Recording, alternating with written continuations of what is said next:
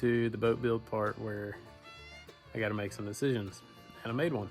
And I don't know if it's a good one or a bad one, but it was a very expensive one. And this is something I've always wanted, but I've never been able to bring myself to spend the money to do. And it's just stuff like this is just, for me, it hurts a little bit, but it gets me really excited. So it may be good, it may be bad. I've seen mixed reviews on this product, and I'm hoping and praying, fingers crossed, toes crossed, that it's going to work out great. So I'll see what it is. Well, this is what I broke down and got. And the reason I went with MotorGuide was because the Minn Kotas don't talk to Lowrance from everything I've read. And I have a Lowrance unit that I bought about 2 years ago, maybe a year and a half ago. And I spent quite a bit of money on it. And that was, you know, an exciting purchase for me because I've never had a legit sonar and with side scan and all that. So I wanted it to be able to talk to that and have the features of that. So I had mixed, I really wanted one that auto deployed. I thought that that would be something awesome, but I read a lot of really bad things about that. And, you know, I've read good ones too, but it's still, MotorGuide doesn't make one. So it is what it is. And I decided that having something that would talk to my sonar, GPS, depth finder, whatever, outweighed the auto deploy. So this is what we went with. And this is the 80-pound thrust, 60-inch, 24-volt with pinpoint GPS. Well, it's a big old expensive box, but what's inside is beautiful. Just hope it works beautifully. So this is the 24-volt and 60-inch shaft. So I'm gonna go ahead and get this thing out. And I've already had it out once, just messing around because I couldn't stand it. When I bought it, I had to get it out and play with it. So now I've got to actually figure out how to get this thing on. Well, I probably should have looked at the instructions to get these side plates off, but it looks like it's pretty simple. These two screws hopefully should get it all the way off. But, you know, nothing's ever simple. Well, that actually was. Well, I've been monkeying with this thing for like an hour and just trying to figure out exactly how I wanted to do it, but it really can only go one way because the bolts really only line up one way. And I know I've got the clip in what looks like backwards because the rod's going this way, but it's going to come in this way. So one thing I'm going to say is I don't know, in this diagram it doesn't show the use of washers. And I can tell you, yes, I did use an impact drill, and it is probably my fault, but I ran one of these straight through that plastic. And so I took them all back out and went ahead and used the extra washers and put washers on both sides just so I feel better going down the road with this thing. But it's probably fine, but I don't know, I don't like that. So that's what we did. So now I've just got to get this thing somehow laid out on here and figure out exactly where I want to put it.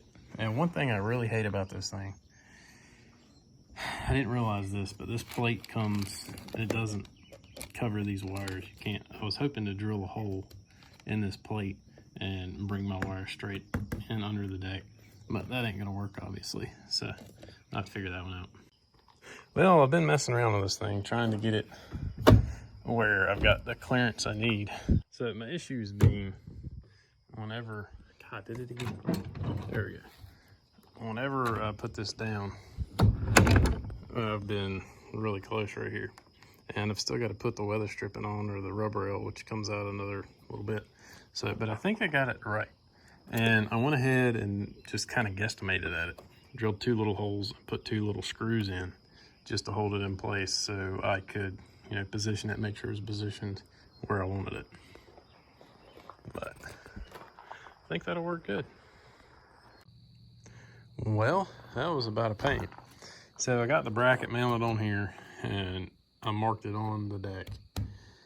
And the bolts that came with it were nowhere even near long enough for the thickness of my deck, and then the front 2 are under here, that way it's bolted directly to the hull and to the deck. And the back to get up under here, I couldn't do. My chest was just too was too thick. I couldn't get up under there to those bolts. It ended up my wife and daughter had to help me do it. They had to get up under there and get the first two started. So thank God for them. But it was something. So, but it's on. This bracket was kind of hard to line up, but I just kind of got it where I wanted it, and then I tilted the motor up on one side and stuck my finger up there and pulled the bracket down, and then kind of half laid it down to make sure it was lined up, and then lifted it up and left the part that bolts to the boat down. And it wasn't too bad. The one thing that just makes me cringe about this is what I did here. And I'm in a hurry. There's no way the NEMA plug right here, there's nothing that you can mount for, like say like a receptacle. There's nothing that they make that you can mount for that. So the option was drill a hole in the deck or run the wire over the deck, and I'm not doing that. So I just decided, heck with it, I'll just pop 2 holes, go ahead and run them down, which pretty much makes this quick release bracket obsolete. So that kind of sucks. But what I'm gonna do, I am gonna seal these, but I'm just gonna use some regular, I'm not gonna use 5200 because I want to be able to pull this out and take it off if I need.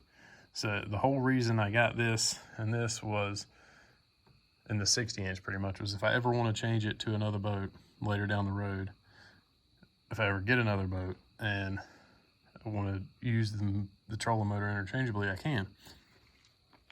But you know, I was gonna just leave the wire out and order a receptacle for the power wire. But when I found out and got to looking, I mean, they may make something, I just couldn't find it, but for the NEMA. So I just decided, heck with it, I'm gonna drill them both in, piss on it. So it is what it is. It looks like crap and it drives me crazy, but it'll work. So, but I think everything's looking pretty good. And that is a very long shaft for this boat, but if I was gonna go ahead and spend the money, I was gonna go ahead and spend the money and get one for, you know, hopefully this thing lasts a long time. And if I ever need to, you know, upgrade in boats or, you know, just ever decide to get a bigger one, I can swap it out. Well, I've got this NEMA, I guess, NMEA 2000 starter kit. And I've also got the gateways, because I've got a Lowrance TI9, I believe it is. It's a Lowrance GPS, or not, well, it's GPS and depth finder as well.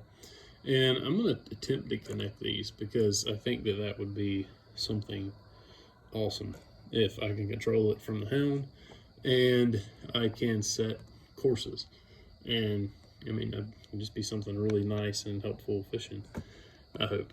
So this thing wasn't cheap, but luckily I have a Cabela's credit card that I literally put everything on, and I just about got it for free for Cabela's points. I've got to figure all this out. So I'm going to tear into it and see if I can figure out what in the world I have to do. Alright, so I'm working on getting it pretty much just all put together so I can mount the, I guess you could call it a bus.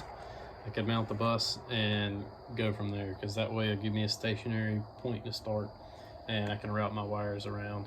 And on the little diagram, this is what it comes with. And this is supposedly the gateway kit. And it has to have another T, which I'm really hoping that this gateway kit does. Yeah, it does. So it comes with the cable. I don't know what all this is, I'm gonna be honest with you. So that's the gateway pretty much. All this seems just a little bit over complex to me. It seems like they could come up with a much easier way to do all this. I mean, put a Cat 5 jack on the motor, run a Cat 5 or something. I don't know. I do low voltage electrical work, so that just, it seemed easier to me, but whatever. This is just, seems crazy. So now I've got to add this where I've got 3 T's, and I'm gonna go ahead and get this mounted. All right, so that's pretty much all I need right now. And apparently it is important to put the caps on and make sure that you bring your power into the T and to the GPS, or to the depth finder off the T, and to trolling motor off the T. I don't know why, but apparently that's important. And everything seems pretty easy, honestly. I mean, it seems a little overcomplicated with all the fancy hardware, and because all this, I think from Cabela's, this was 100. I can't remember which one was which. One of them, I think the gateway kit was 150, and this was like 89. So it's pretty pricey to get it just to talk, which is what it is. Well, I still got a lot of neatening up to do, but everything's pretty much in place. And one thing I did read is that you do need to tie the NEMA into a switch, because apparently there's a series that you're supposed to cut everything on. You're supposed to cut on like the trolling motor, then the GPS, let them get GPS, and then you cut on your NEMA gateway. So I've got it on a switch here and got everything tied in. It's not beautiful, but it's tied in, and I've got everything mounted right here.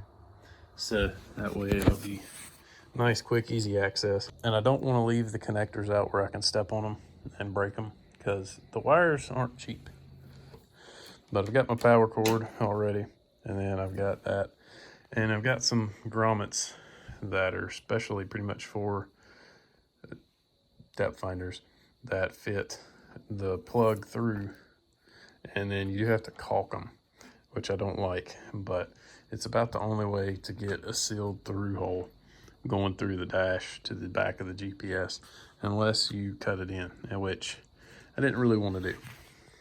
Well, we got the wire under the deck. My daughter actually conned my daughter into crawling up under there and getting that wire up for me, and it kind of tickled her to do it. I think she was excited about it. But so this is the gateway, and this is what's going directly to the plug on the motor. And I've just got everything kind of strung out right now until I get it all strapped up. So that's my gateway connected to my, I can't remember what this cord was called, but anyway, to the cord that goes to gateway kit, and that goes up to the Lowrance unit on top of the dash. Well, I just got my GPS up here, and this is the T9, or Elite T9, or 9 Ti, I'm sorry, 9 Ti. And I got this bracket originally a year or two ago for the main sole purpose where I can swing this thing around and point it towards the front deck, and whenever I'm fishing, all I gotta do is just turn around and look at it. But that forces me, for the wires to be a little bit long. So I may put a zip tie right here or something. But I found these little grommets, and I thought they were pretty neat. They're actually for Garmin, but the only bad thing is I'm gonna have to caulk them. And I've already sealed the holes, epoxied the holes, but I'm gonna caulk these in, I guess. That's about the only way really to do it. And I'm just gonna use some clear caulk, some good clear caulk for this, because you never know, I'm gonna have to pull these out. I don't wanna use 5200 because it's gonna be white and look ugly, and you know, it's gonna be a pain in the butt to ever get these out if I need to. So, but I like these things. I think they work pretty good. We got juice, so that's a good thing. So now I've got my Lowrance on. Remind me later. So I'm gonna let, from what I've read, you're supposed to let your Lowrance and your trolling motor power up before you power up your NEMA. So I'm gonna give it a few minutes, and then I'm gonna cut it on. All right, so it's been a few minutes. Anchor here. It works. That is awesome. I guess standby cuts it off. I don't know. I'm gonna have to play with this thing a lot, but that, if it wasn't like 2 in the morning, I would be way more giddy about this. Well, I appreciate everybody watching, and I'm super excited about this new trolling motor. I can't wait to get this thing out on the water and splash it and just get to play with this trolling motor, play with the whole boat. And you know, I really went back and forth on spending the money on this because I've dropped a lot of money on fiberglass. I'm not gonna lie. I've used a lot more epoxy and a lot more fiberglass than I really anticipated on this whole boat build. And luckily I had all the plywood, but so far I'm racking up a heck of a bill. But you know, I've been saving, I've been planning this for years, and I just really wanted a fishing boat that would help me be a better fisherman, because I can use all I need, or all I can get. So appreciate everybody watching. Hope you'll subscribe and keep up with the series. And hopefully we're going to get there soon and get this thing splashed. So please go ahead and subscribe, leave a like, leave a comment. We'll see you next time.